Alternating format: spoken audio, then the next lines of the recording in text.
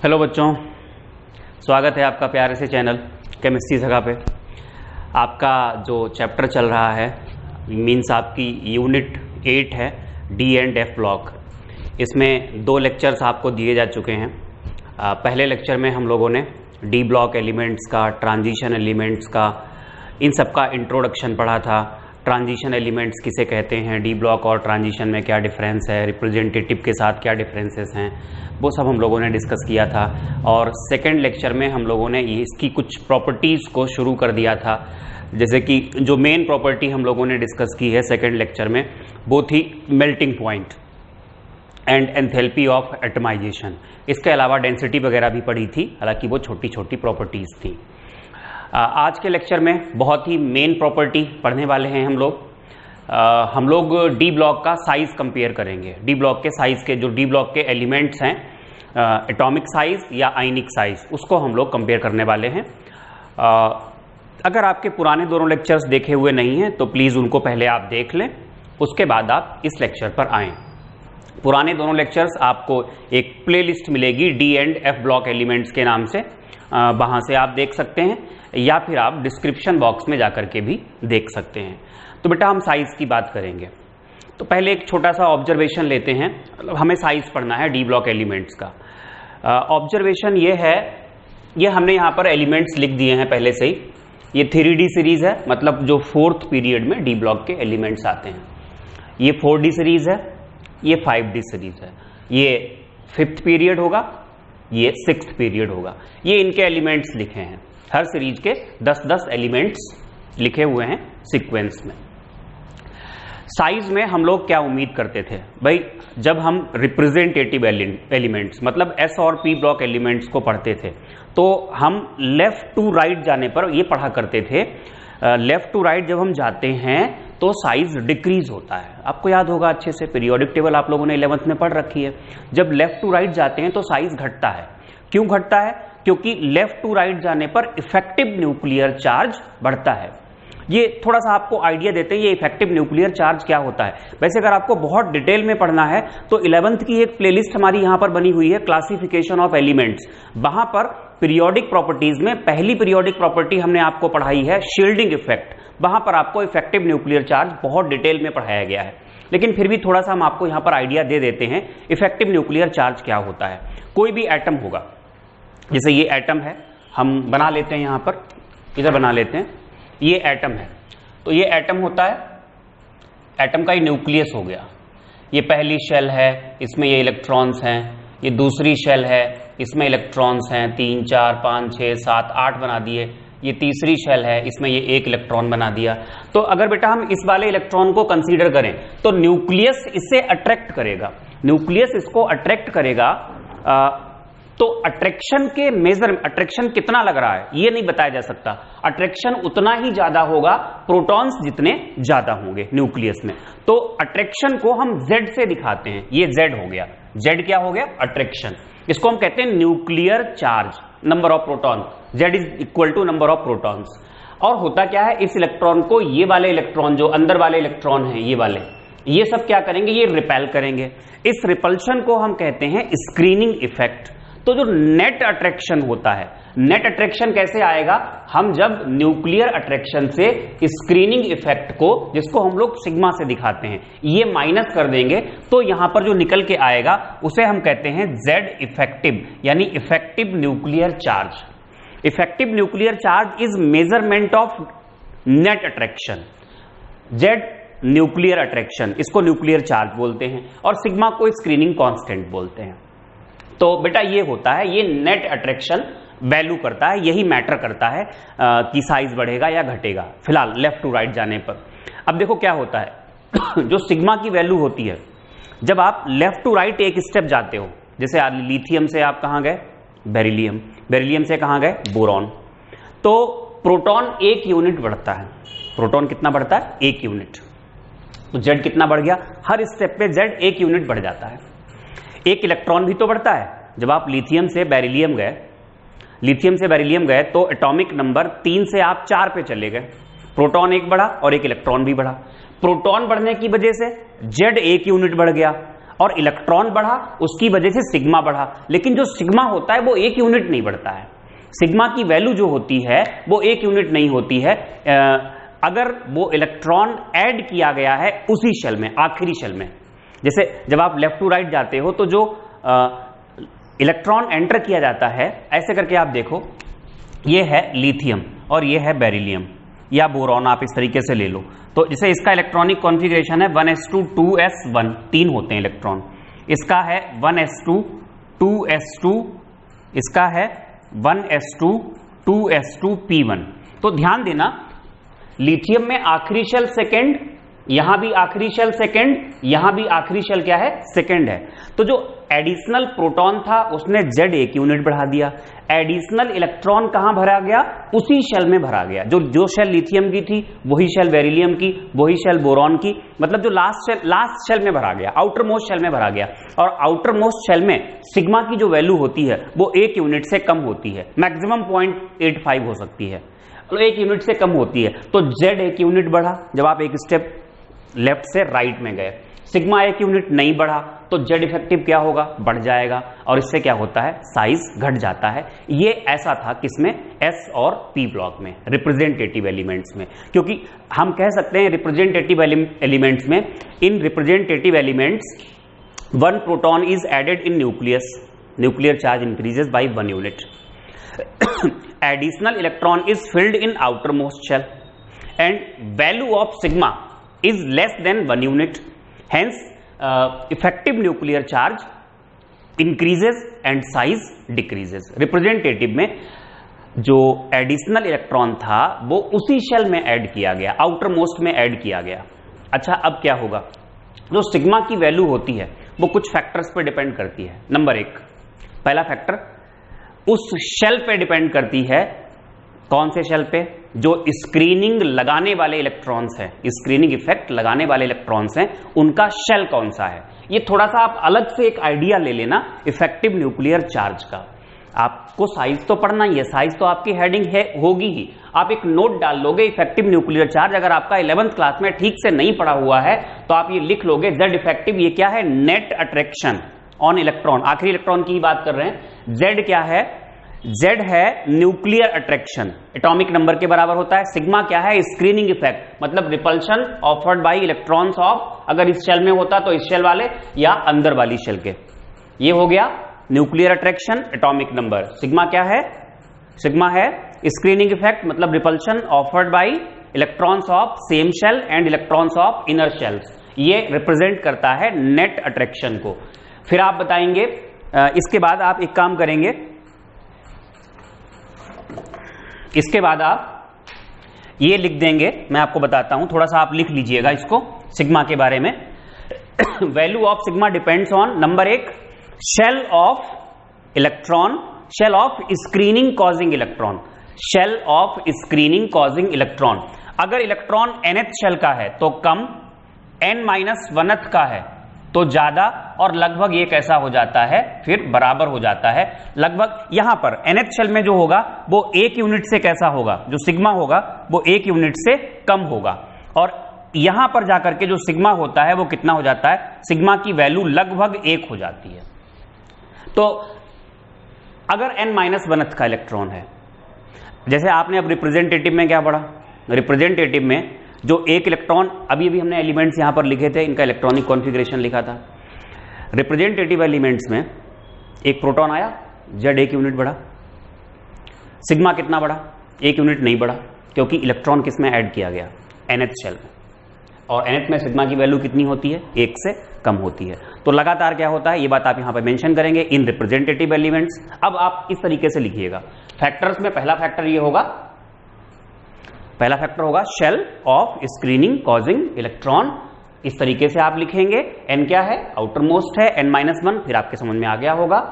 Sigma यहाँ 1, यहाँ लगभग कितना 1 से कम होता है, यहाँ पर कितना हो जाता है, 1 के बराबर लगभग हो जाता है। फिर आप लिखेंगे रिप्रेजेंटेटिव एलिमेंट्स में, मतलब S और P ब्लॉक में additional electron is filled in nth shell, outermost में भरा जाता है, hence value of sigma is less than 1, और क्या होता है, effective nuclear charge increases, hence size decreases, ये होता था।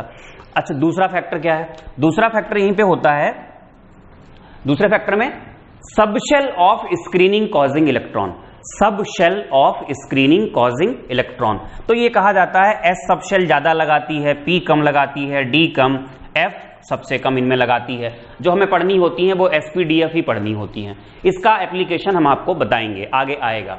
अब चलिए, साइज क्यों घटता था रिप्रेजेंटेटिव में, ये आपके समझ में आ गया होगा और स्क्रीनिंग इफेक्ट आपने पढ़ लिया। यहां पे मतलब इफेक्टिव न्यूक्लियर चार्ज क्या है वो आपने पढ़ लिया। एक बार फिर से हम समरी दे देते हैं। हमें साइज पढ़ना है। साइज को पढ़ने से पहले आप हेडिंग डालोगे साइज, और साइज थोड़ा सा आप आइडिया लोगे रिप्रेजेंटेटिव एलिमेंट्स का, क्योंकि आपका 11th का अगर भूला हुआ है तो यहां पर जरूरत है। आप ये एटम बनाया एग्जाम्पल, आप लिखेंगे जेड इफेक्टिव, इसके ऊपर आप लिख देंगे नेट अट्रैक्शन फॉर इलेक्ट्रॉन, या इफेक्टिव न्यूक्लियर चार्ज इसको बोलते हैं। इफेक्टिव न्यूक्लियर चार्ज ऊपर क्या लिख देंगे, इट रिप्रेजेंट्स नेट अट्रैक्शन, चाहे तो नीचे कहीं लिख लेंगे। जेड क्या है, यह है न्यूक्लियर चार्ज, किसके बराबर है, एटॉमिक नंबर के, राइट। ये किसको रिप्रेजेंट करता है, न्यूक्लियर अट्रैक्शन। ये क्या है, यह है इलेक्ट्रॉनिक रिपल्शन या स्क्रीनिंग इफेक्ट। और फिर आप लिखेंगे स्क्रीनिंग इफेक्ट यानी सिग्मा की वैल्यू किस पे डिपेंड करती है, नंबर 1 ये, नंबर 2 ये। फिर आप बताएंगे रिप्रेजेंटेटिव एलिमेंट्स में क्या होता है, Z is added, Z increases by 1 unit. हर स्टेप में क्या होगा, जेड 1 यूनिट बढ़ेगा, सिग्मा 1 यूनिट नहीं बढ़ेगा। क्यों, क्योंकि इलेक्ट्रॉन कहां जाता है, एनएच शेल में, और एनएच शेल के लिए सिग्मा की वैल्यू कैसी होती है, 1 से कम होती है, इसलिए इफेक्टिव न्यूक्लियर चार्ज बढ़ता है और साइज घटता है। अब हम आते हैं डी ब्लॉक में। डी ब्लॉक में भी हम यही उम्मीद करने वाले थे कि जो लेफ्ट टू राइट जाएंगे तो किसी भी, पहले हम ये पढ़ लेते हैं 3D सीरीज का साइज, यही हमें पढ़ना है मेनली। तो डी ब्लॉक में 10 मिनट तो यही हो गए बताने में कि पुराना वाला क्या था, एस और पी ब्लॉक का क्या था। तो देखिएगा बेटा, जब हम 3D सीरीज में जाते हैं तो हम लेफ्ट टू राइट जो उम्मीद करते आ रहे थे अभी तक, वही उम्मीद हमें यहां पे थी। क्या उम्मीद करते आ रहे थे हम लोग, कि जब लेफ्ट टू राइट जाएंगे तो साइज घटेगा। क्यों घटेगा, क्योंकि इफेक्टिव न्यूक्लियर चार्ज बढ़ेगा। बट यहां ऐसा नहीं है। शुरुआत में क्या होता है, till the mid of series up two chromium, scandium, titanium, vanadium, chromium, यहां तक साइज घटता है। ये मैंने साइज यहां पर पिकोमीटर में लिखा हुआ है, ये रेडियस लिखी हुई है, एटॉमिक रेडियस पिकोमीटर में है। 162 से 147, 134, 127। आपको ये याद नहीं करने हैं, ये साइज की वैल्यू जो रेडियस है वो वैल्यू आपको याद नहीं करनी है, बट आपको समझाने के लिए हमने यहां पर लिखी है। तो आप इतना याद रखेंगे, क्रोमियम तक तो ये घटता है, और क्रोमियम से लेकर के कॉपर तक ये ऑलमोस्ट कैसा हो जाता है, कांस्टेंट, वेरिएशन हो ही नहीं रहा है ज्यादा। देखो 127, 124, और उसके बाद लास्ट में जिंक वाले केस में ये थोड़ा सा बढ़ता है। तो ये ऑब्जर्वेशन है। देखो केमिस्ट्री में क्या है, पहले तो लिया जाता है ऑब्जर्वेशन, और उसके बाद उसको समझाने की कोशिश की जाती है, कॉन्सेप्ट्स बनाए जाते हैं, समझाने का प्रयास किया जाता है। तो ऑब्जर्वेशन हमारे पास आ चुका है। डी एंड एफ ब्लॉक की प्रॉपर्टीज को पहली बात तो आपको बता दें, बहुत क्लियरली समझाया नहीं जा सकता। जो ऑब्जर्वेशन है उसके अकॉर्डिंग कॉन्सेप्ट्स बनाए गए हैं, तो आपको उसी में सेटिस्फाई होना होगा। आप सेटिस्फाई नहीं होगे, जिंदगी भर आप केमिस्ट्री पढ़ते रहो, आप कभी केमिस्ट्री तैयार नहीं कर पाओगे। ये मैं आपको गारंटी के साथ बता देता हूं। जो ऑब्जर्वेशन है, ऑब्जर्वेशन पहले ले लीजिए और उसके बाद उसको समझाने के लिए कॉन्सेप्ट। ऐसा मत करना कि कॉन्सेप्ट जो आपका बना आ रहा है एस और पी ब्लॉक से, उसी को आप डी ब्लॉक में अप्लाई कर रहे हैं, वो नहीं हो पाएगा यहां पे, ठीक है।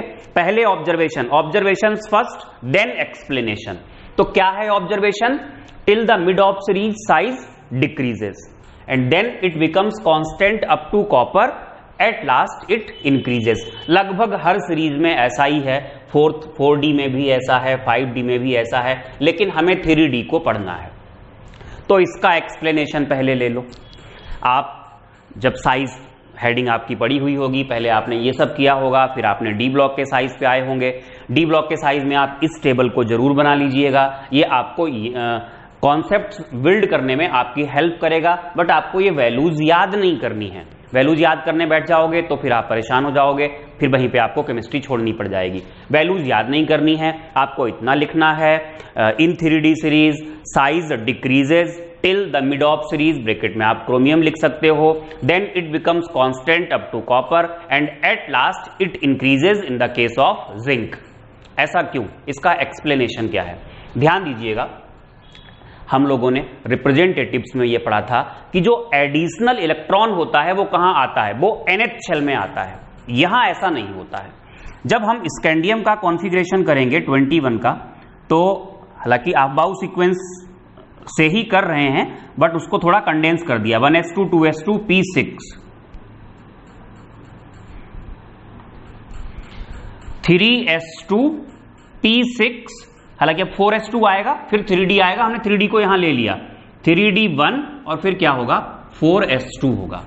बेटा जी जब आप स्कैंडियम से टाइटेनियम पे जाओगे तो वहां पर 22 इलेक्ट्रॉन्स होते हैं, 1s2 2s2 p6 3s2 p6 और d में कितने होंगे 2 और ये आएगा 4s2। जरा ध्यान दीजिएगा, डी ब्लॉक की सीरीज में जब हम मूव करते हैं तो प्रोटॉन तो 1 यूनिट बढ़ा, सिग्मा रिप्रेजेंटेटिव एलिमेंट्स में जो बढ़ता था वो 1 यूनिट से बहुत कम होता था। सिग्मा की वैल्यू या तो 0.35 होती है, 0.85 के आसपास होती है। हालांकि ये वैल्यूज बहुत ज्यादा कारगर नहीं है, आपको वैल्यूज पे ध्यान नहीं देना है, बस इतना याद रखना है कि सिग्मा की वैल्यू 1 यूनिट नहीं बढ़ती है, उससे कम बढ़ती है। लेकिन डी ब्लॉक में जब आप एक स्टेप आगे बढ़े, एक प्रोटॉन बढ़ा, ठीक है, Z 1 यूनिट बढ़ गया, इलेक्ट्रॉन जो भरा गया वो आउटर मोस्ट शेल में नहीं भरा गया, जो एडिशनल जो एक्स्ट्रा इलेक्ट्रॉन आया स्कैंडियम से टाइटेनियम तक जाने में, जो एक्स्ट्रा इलेक्ट्रॉन एडिशनल इलेक्ट्रॉन आया वो n-1th शेल में भरा गया। कहां भरा गया? n-1th शेल में। और n-1th से लगने वाला स्क्रीनिंग कैसा होता है मैंने आपको बताया था, n-1th शेल में अगर इलेक्ट्रॉन जाएगा तो उससे लगने वाला स्क्रीनिंग कैसा होता है, थोड़ा ज्यादा होता है। तो as compare to S and P block, यहां पर जो इलेक्ट्रॉन की वजह से सिग्मा लगेगा वो कैसा होगा, वो थोड़ा ज्यादा होगा। वो ज्यादा होगा मतलब जेड बढ़ा वो तो फिक्स उतना ही बढ़ा जितना एस एंड पी ब्लॉक में बढ़ा था, कितना 1 unit. S and P block में सिग्मा उतना नहीं बढ़ा था, लेकिन डी ब्लॉक में सिग्मा ज्यादा बढ़ा थोड़ा as compare to S and P. हालांकि 1 यूनिट से ऊपर तो हो ही नहीं सकता सिग्मा, एक मैक्सिमम वैल्यू 1 ही होती है। तो 1 बढ़ा या एक एस एंड पी ब्लॉक के कंपैरिजन में कैसा बढ़ा, ज्यादा बढ़ा। तो उससे क्या हुआ, इफेक्टिव न्यूक्लियर चार्ज जितना एस एंड पी ब्लॉक में बढ़ता था उतना यहां पे नहीं बढ़ पाया। कंसंट्रेट कहां पे करेंगे हम लोग कंसंट्रेट करेंगे n-1th पे।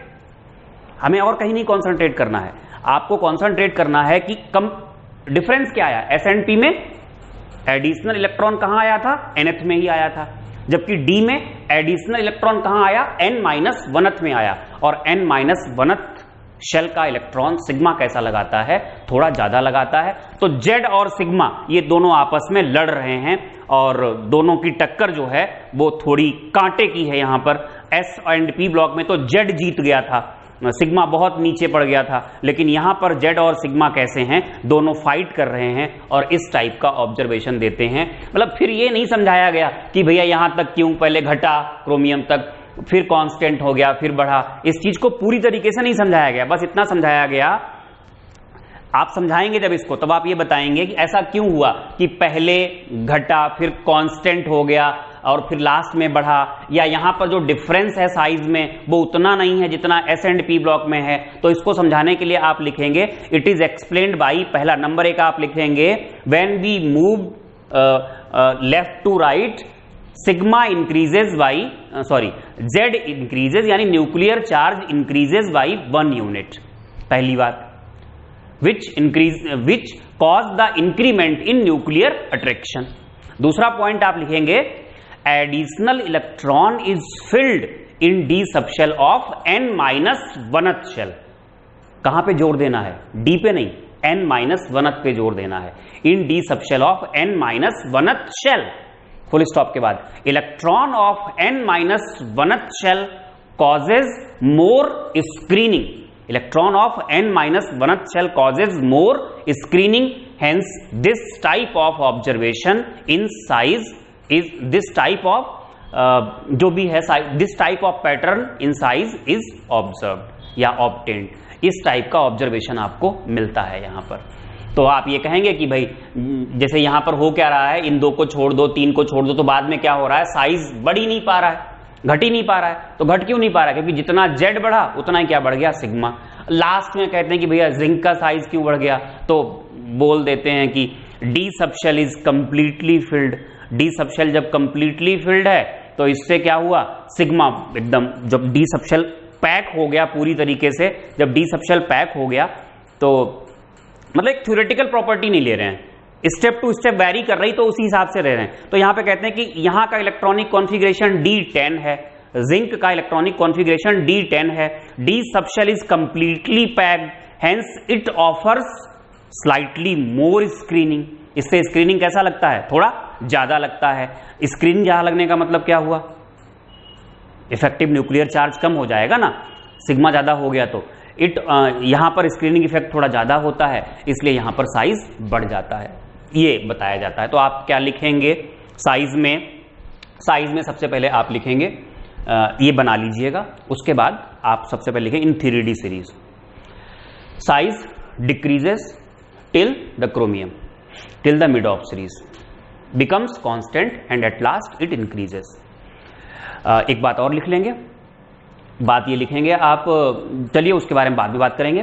फिर आप इसका एक्सप्लेनेशन लिखेंगे। एक्सप्लेनेशन में पहला पॉइंट आपका ये होगा, व्हेन वी मूव, पहला point when we move left to right Z increases by 1 unit. दूसरा पॉइंट आप लिखेंगे, additional electron is filled in D subshell of n-1th shell and electron of n-1th shell causes more screening, hence this type of pattern in size is observed. Last में आप अगर आपको zinc बताना पड़े तो आप ये बता दोगे कि यहां पर in case of zinc D subshell is completely filled, in this case screening increases more, hence size increases. Size क्या होता है, बढ़ जाता है। तो ये तो हो गया एक सीरीज का एक्सप्लेनेशन। तो सीरीज के एक्सप्लेनेशन में खास बात क्या आई थी, n-1th आई थी, n-1th डी सबशेल। अब चलिए बेटा आगे बढ़ते हैं। अगर हम लोग आगे बढ़ें तो हम क्या करेंगे, 3D से 4D, 4D से 5D जाएंगे, ध्यान देना।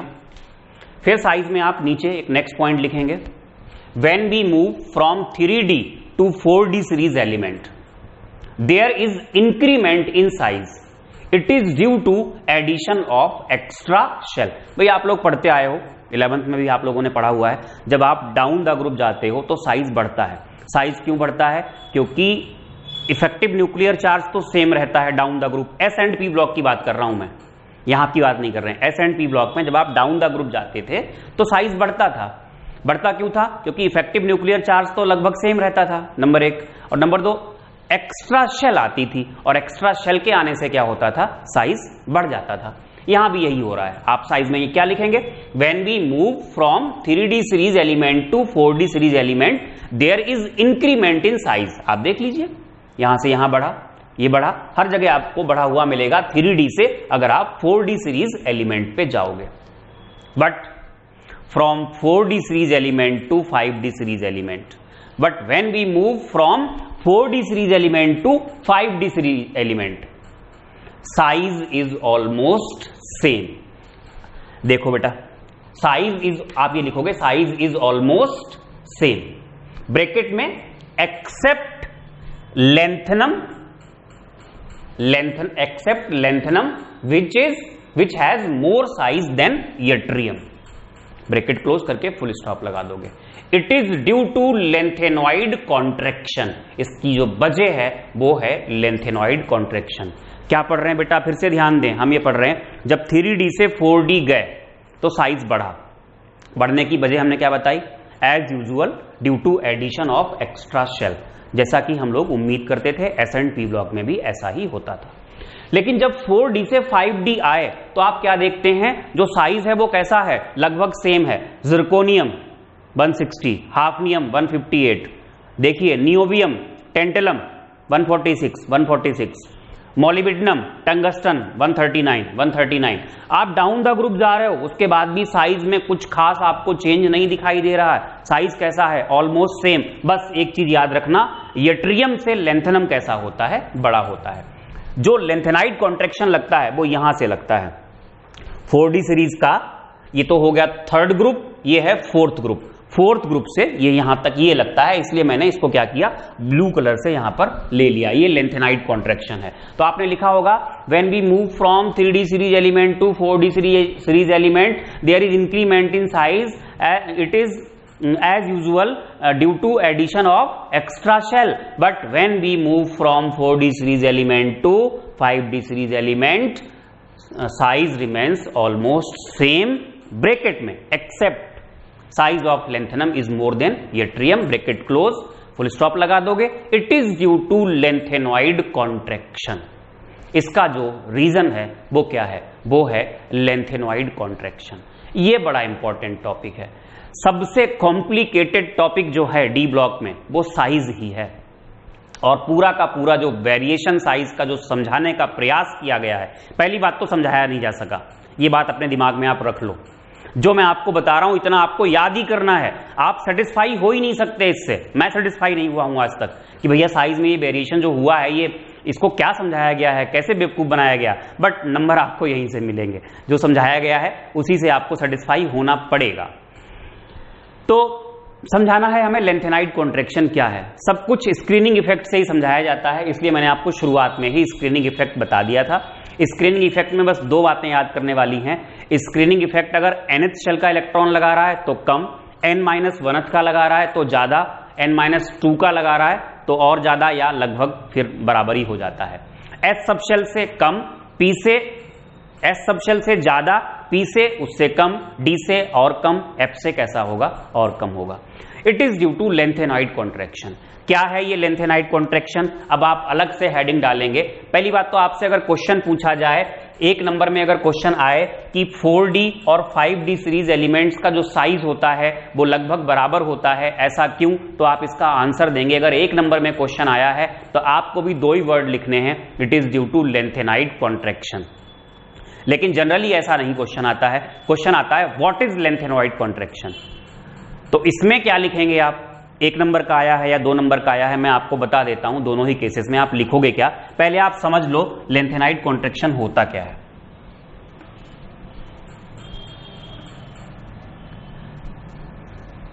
आपको बता दें लेंथेनाइड कॉन्ट्रैक्शन क्या है। यहां पे एक बड़ा सा गैप है। लेंथेनम का एटॉमिक नंबर होता है 57 और जो हाफनियम का होता है वो 72 होता है। इतना ध्यान दीजिएगा। पहले यहां से 14 एलिमेंट्स गायब हैं। सीरियम 58 से लेकर के, सीरियम 58 से ल्यूटेशियम 71 तक के ये 14 एलिमेंट्स यहां से गायब हैं। They are called lanthanoids. समझिए, जब आप लेंथेनॉइड्स पे आओगे तो सीरियम को ही ले लो, हम आपको थोड़ा आसान तरीके से समझाएंगे। लेंथेनॉइड कॉन्ट्रैक्शन आपकी हेडिंग पड़ चुकी है, लेंथेनाइड कॉन्ट्रैक्शन, और वहां पर आप पहुंच चुके हैं। सीरियम का एटॉमिक नंबर होता है 58। जब आप इसका इलेक्ट्रॉनिक कॉन्फ़िगरेशन करोगे तो ये आएगा 1s2, 2s2, 2p6, 3s2, 3p6, 4s2, 3d10, 4p6, 5s2, और उसके बाद आएगा, यहां जगह कम पड़ रही है, थोड़ा इधर और किनारे से ले लेते हैं इसको।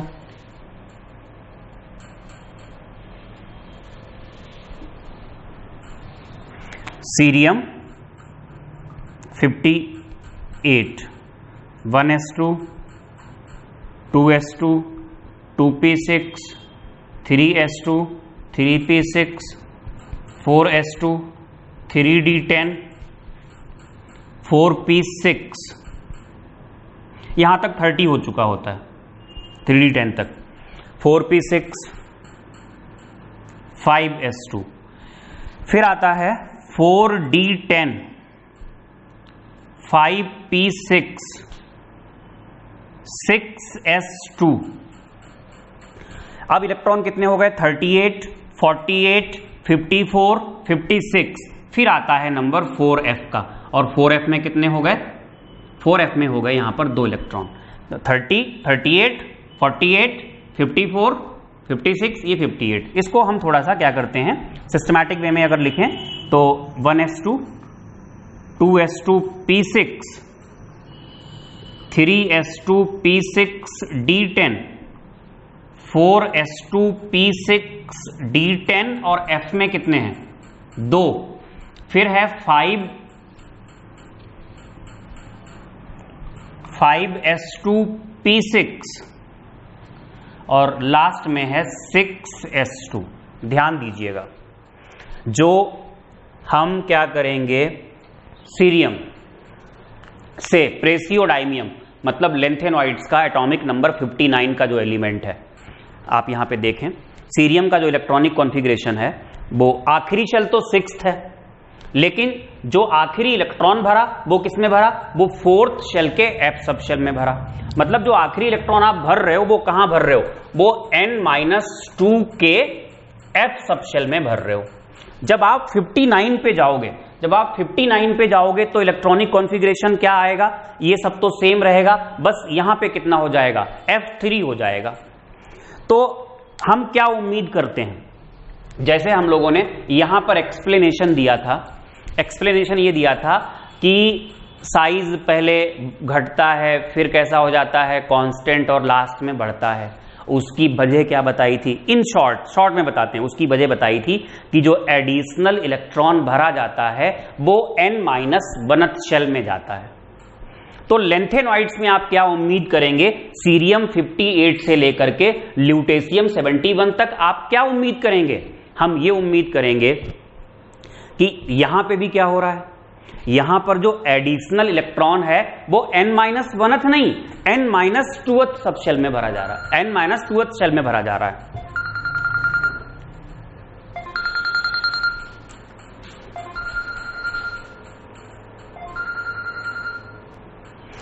तो यहां साइज में हम क्या उम्मीद करेंगे कि भाई जब यहां पर पहले क्या होता था डी ब्लॉक में n-1th शेल पर ही तो इशू बना गया था, मतलब जो ऑब्जर्वेशन है वो किस पर बेस्ड था कि जो एडिशनल इलेक्ट्रॉन भरा गया वो n-1th शेल में भरा गया।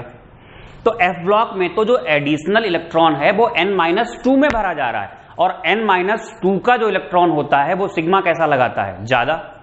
तो सिग्मा ज्यादा लगाएगा, Z 1 यूनिट बढ़ेगा, सिग्मा भी 1 यूनिट बढ़ेगा। इसका मतलब साइज में कोई भी वेरिएशन आपको नहीं मिलना चाहिए, या अगर मिलना चाहिए तो ऐसा ऑब्जर्वेशन मिलना चाहिए था।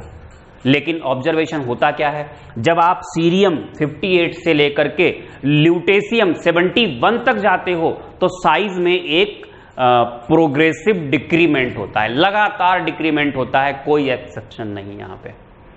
F ब्लॉक के लेंथेनॉइड्स में लेंथेनॉइड कॉन्ट्रैक्शन है यही, उम्मीद ये करते थे कि ऐसा ऑब्जर्वेशन मिले, क्योंकि अगर यहां n-1 का रोल है तो यहां पर n-2 का रोल आ रहा है। एडिशनल इलेक्ट्रॉन अगर यहां पर आप n-1th में भर रहे हो तो यहां किस में आप भरोगे, एडिशनल इलेक्ट्रॉन n-2 शेल में भरोगे।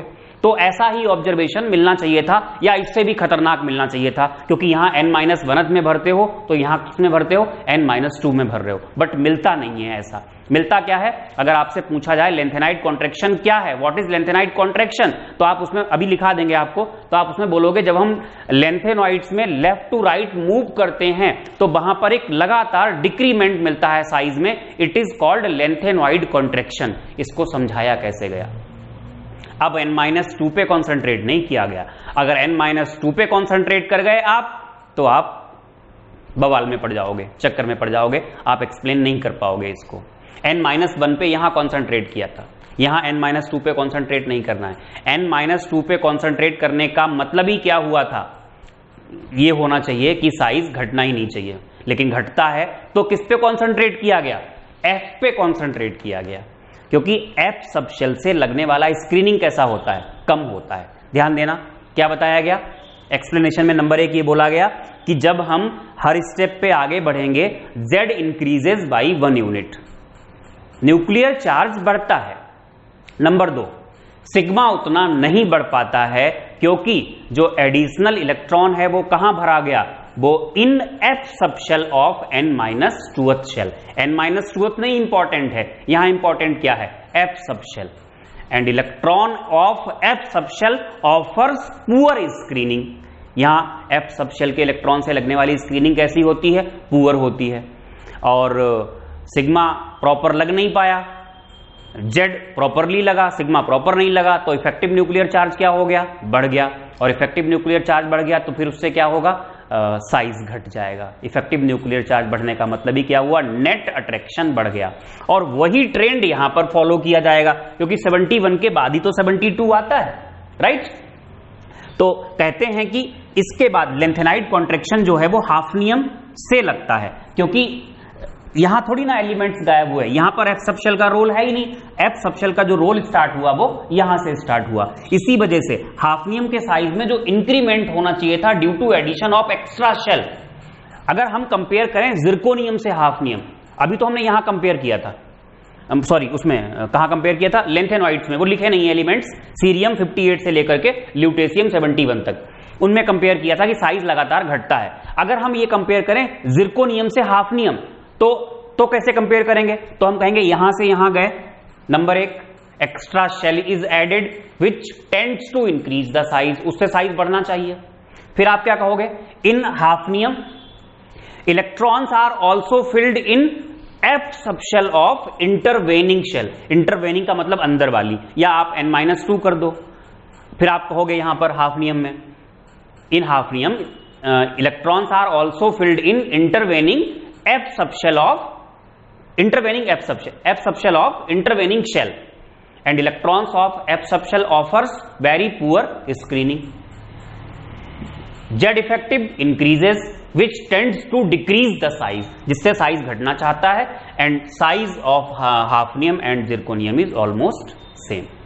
एडिशन ऑफ एक्स्ट्रा सेल से जो बढ़ा था वो फिर से घट गया, किसकी वजह से, addition of effective nuclear charge से। और addition in effective nuclear charge क्यों हुआ, क्योंकि जो एडिशनल इलेक्ट्रॉन भरे गए वो एफ सबशेल में भी भरे गए, और एफ सबशेल से लगने वाला स्क्रीनिंग कैसा है, घटिया है, पुअर है, खराब है।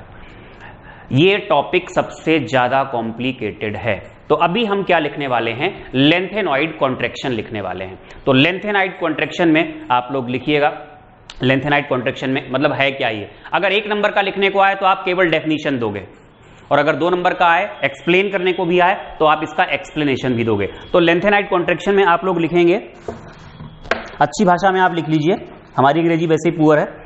In lanthanoid series with increasing atomic number, in lanthanoid series with increasing atomic number there is a progressive decrement in atomic as well as ionic radii,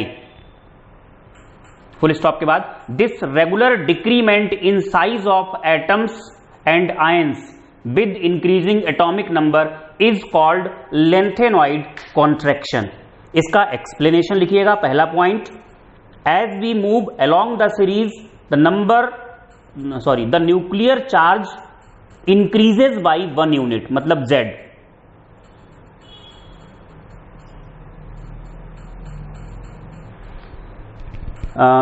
nuclear charge increases by 1 unit due to which nuclear attraction increases. Full stop के बाद दूसरा point लिखिएगा, additional electron is filled in F subshell of n-2th shell. बेटा यहां आप concentrate किस पे करेंगे, एफ सबशेल पे। आप चाहें तो आपको किस पे कॉन्सेंट्रेट करना है, कौन सब जाएगा, F subshell. In F subshell of n-2th shell, additional electron is filled in F subshell of n-2th shell. Full stop के बाद, electron of F subshell offers imperfect shielding, electron of F subshell offers imperfect shielding या screening due to its diffused shape, तो क्या हुआ, imperfect shielding लगाई। फिर नई line से लिखेंगे, due to given two causes effective nuclear charge increases hence size decreases। तो ये होता है लेंथेनॉइड कॉन्ट्रैक्शन, और चाहे तो आप एग्जाम्पल दे सकते हैं, आप यहां पे कॉन्सेंट्रेट कर सकते हैं। ठीक है बेटा, तो कुल मिला के साइज में आपने क्या पढ़ा, आपको एक बार फिर से बता देते हैं। 40 मिनट का वीडियो है, लेक्चर है, केवल साइज पे ही है, क्योंकि यहां पर साइज बहुत इंपॉर्टेंट है, और ये हेडिंग लेंथेनाइड कॉन्ट्रैक्शन ये भी बहुत इंपॉर्टेंट है। 3D सीरीज में जब आप जाते हो इनफैक्ट किसी भी सीरीज में जाओगे तो यही होना है। सबसे पहले आप स्क्रीनिंग सीख लें। स्क्रीनिंग किस पर डिपेंड करता है, स्क्रीनिंग क्या होता है। स्क्रीनिंग सिग्मा होता है। सिग्मा किस पर, सिग्मा है क्या, repulsion offered by electrons of inner shells, ऐसा आप मान सकते हो। किस पर डिपेंड करेगा, नंबर 1, अगर nth शेल का इलेक्ट्रॉन लगाएगा तो कम, n-1 का लगाएगा तो ज्यादा, n-2 का लगाएगा और ज्यादा। नंबर 2, सब शेल पे, s सब शेल से ज्यादा, p से कम, d से कम, f से और कम। और बाकी z effective is equal to क्या होता है, z minus sigma, right. s and p block elements में क्या होता था, z 1 यूनिट बढ़ता था जब हम लेफ्ट टू राइट जाते थे। सिग्मा 1 यूनिट नहीं बढ़ पाता था क्योंकि जो एडिशनल इलेक्ट्रॉन फिल किया जाता था वो nth शेल में ही होता था, और nth शेल में जो इलेक्ट्रॉन की वजह से सिग्मा की वैल्यू होती है वो 1 यूनिट नहीं होती है, कम होती है उससे। इसलिए क्या होता था, z इफेक्टिव बढ़ता था और साइज लगातार घटता था। अब आते हैं हम डी एंड एफ ब्लॉक में, डी ब्लॉक में 3D में आपने ऑब्जर्वेशन क्या लिया, पहले साइज घटता है till the mid of series यानी क्रोमियम तक, क्रोमियम से लेकर के कॉपर तक कैसा हो जाता है, कांस्टेंट। इस कांस्टेंट होने को समझाया गया है किससे, n-1 से। बाद में जिंक वाले केस में बढ़ जाता है। हमने समझाया कैसे आपको, नंबर 1, प्रोटॉन ऐड होता है, न्यूक्लियर चार्ज बढ़ता है। नंबर 2, एडिशनल इलेक्ट्रॉन कहां फिल होता है, in D subshell of n-1। Concentrate किस पे करना है, n-1 पे। फुल स्टॉप के बाद electron of n-1 shell causes more screening, इसलिए साइज कैसा रहता है, ऑलमोस्ट कांस्टेंट। जिंक वाले केस में क्यों बढ़ जाता है उसका रीजन मैंने आपको लिखा दिया था, हालांकि वो सेटिस्फैक्टरी नहीं है क्योंकि कॉपर वाले केस में भी D10 होता है, लेकिन लिख के यही आना है अगर क्वेश्चन आता है। 3D से 4D जाते हो एज यूजुअल साइज बढ़ता है due to addition of extra shell, लेकिन जब 4D से 5D जाते हो तो साइज कैसा रहता है, ऑलमोस्ट सेम, बस इसको छोड़ के, ये ट्रियम और लेंथेनम वाले केस को छोड़ के। It is due to lanthanoid contraction. अब आपसे पूछे अगर व्हाट इज लेंथेनॉइड कॉन्ट्रैक्शन, तो मैंने आपको लिखा दिया लेंथेनॉइड कॉन्ट्रैक्शन क्या है। उसके एक्सप्लेनेशन में कॉन्सेंट्रेट कहां पे करना है, कॉन्सेंट्रेट करना है n-2 पे नहीं करना है, f सब शेल पे कॉन्सेंट्रेट करना है। बाकी 2 बार कम से कम देखना ही पड़ेगा आपको वीडियो लेक्चर, तब कहीं जाकर के आपको समझ में आ पाएगा। तो होपफुली साइज आपको क्लियर हो गया होगा। देखो क्लियर तो नहीं, बस आपने सीख लिया होगा कि आपको अगर एग्जाम में आंसर देना है तो क्या देना है। जो फैक्ट्स हैं बिहाइंड द एक्सप्लेनेशन वो सारे मैंने आपको बता दिए, इसके अलावा कोई फैक्ट नहीं है। आप किसी भी लेवल का एग्जाम दे दो जाकर के, आपको सारे क्वेश्चंस आपके सॉल्व हो जाएंगे इन्हीं फैक्ट से। अगर नए क्वेश्चंस भी बनाए जाएंगे जेई एडवांस के लिए तो वो भी गारंटी है इन्हीं फैक्ट से सारे के सारे क्वेश्चंस सॉल्व हो जाएंगे। आपको साइज ये रटना नहीं है, बस आपको समझाने के लिए ये वैल्यूज हमने यहां पर ले रखी थी। तो बेटा जी वीडियो को लाइक करिएगा, शेयर करिएगा और चैनल को सब्सक्राइब करिएगा और जुड़े रहिए आगे वाली केमिस्ट्री के लिए। Thank you for watching.